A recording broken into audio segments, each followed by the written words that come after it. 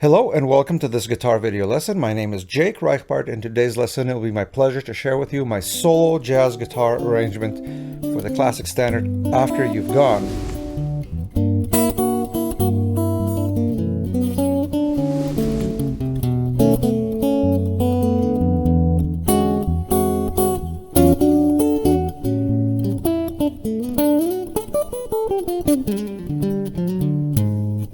Involves countless ideas and techniques for the guitar, from how to execute the melody, of course, the basic arrangement, chord substitutions, improvisation, right hand stuff.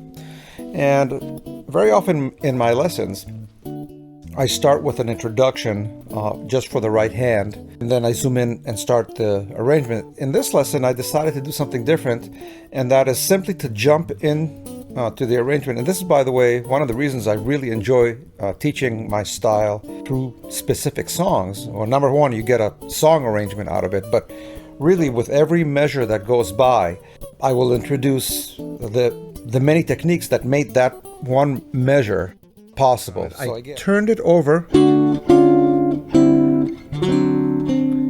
a D7. And that's important because this now has become the dominant chord before the G.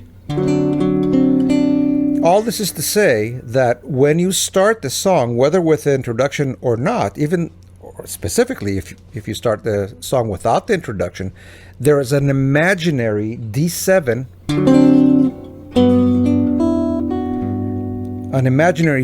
just before you start hitting that G major 7.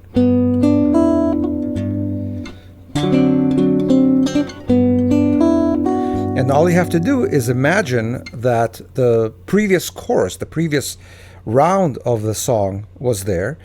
Or in this case, as we will see, we're actually playing the last 8 measures as an introduction. So we will naturally, built in, get that 2-5-1, more specifically that 5. So all this is to say that this G major 7 chord does not live in a complete vacuum.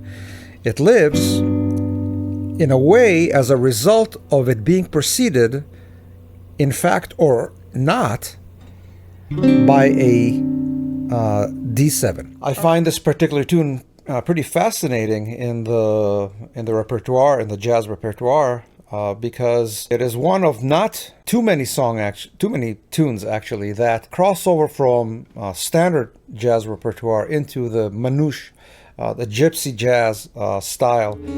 First I play, first of all, it's an E7, so E, open D, G sharp, and I start with it being a 13, so I play the C sharp,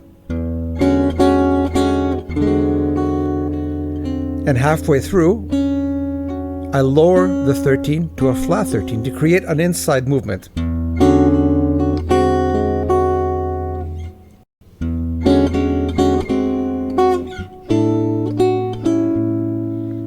And my next chord is an A7. And the melody is whatever you want it to be, basically. Maybe an A on top. Or maybe this.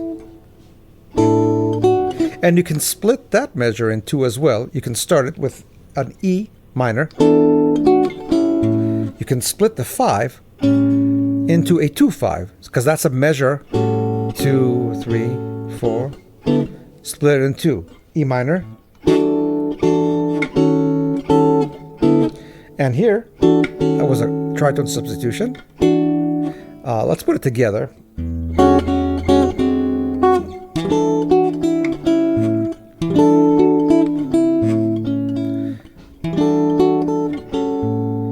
Like I said, the melody is whatever you want it to be. In this case, I played an E, and you can use the open E here.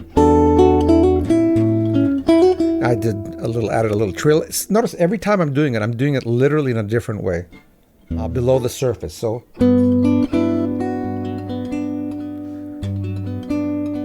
this included some triplets, but it doesn't have to.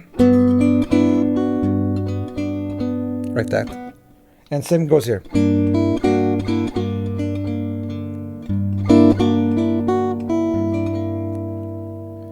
Okay, in fact, since we did that, let's move on to the next chord. So again, we have the first chord covered. That's one option. You can also do... Maybe we'll do that later. In fact, here's another important principle. We're going to do this G major chord with a melody in one way right now, but that's going to appear many times throughout the song. Do we really want to do it the same way every single time? No, we want to do it in different ways. So, when we repeat, we can create a contrast, a difference, and find other ways to do it. So the principle is the same, though. You want to play that bass note on the strong beats.